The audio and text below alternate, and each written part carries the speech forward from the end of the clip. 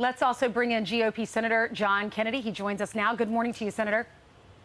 Good morning. Good morning. You heard Grady's report, and they're putting all these new regulations, their new rules to prevent any methane leaks here at home, but yet we're allowing them to drill and continue to process oil down in Venezuela. How do you feel about that? It's more rules for us and allowing Venezuela with this dictatorship to drill.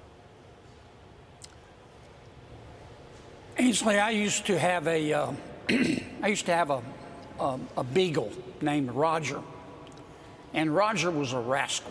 About every 2 weeks, Roger would run off. He'd always come back, but about half the time he'd come back dragging roadkill that he would hide under my back porch. President Biden's energy policy looks like something Roger used to keep under my back porch.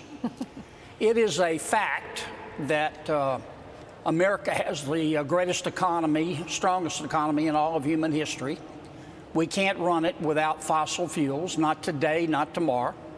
It is also a fact that through reserves and technology, America can produce every drop of oil and natural gas that we need and have extra left over to sell to our friends.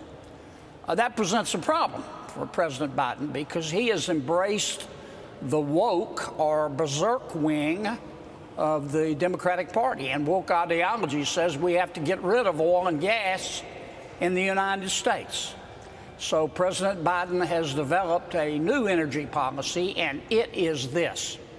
Instead of producing at a cheaper cost our own oil and gas in America, we're going to buy oil from foreign countries that hate us, in this case, Venezuela.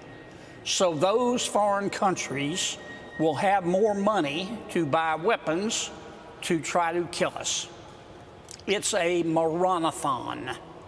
And the incongruity in all of this is that we could get rid of all oil and gas in America tomorrow, and it would not lower world temperatures a scintilla of a degree, because China and India and sub-Saharan Africa and South America are going to continue to use fossil fuels and emit CO2.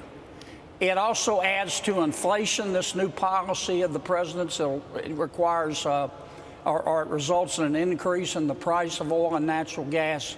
So when a honey bun costs you $20, you can thank President Biden for that too.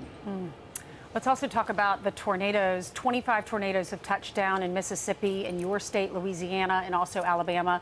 2 confirmed deaths in Alabama so far, several injuries in Louisiana, in your state. What is your message to your citizens?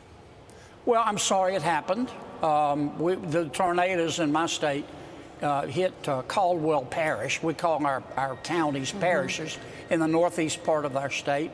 No deaths that I know of. We've had some injuries. I'm trying to gather more information, and I'm going to do everything I can to help my people. All right. Well, thank you so much for joining us. Our thoughts and prayers are with your people. It's just devastating when you look at the images. We've had reporters down there all morning showing us what's going on. Thank you for being on with us.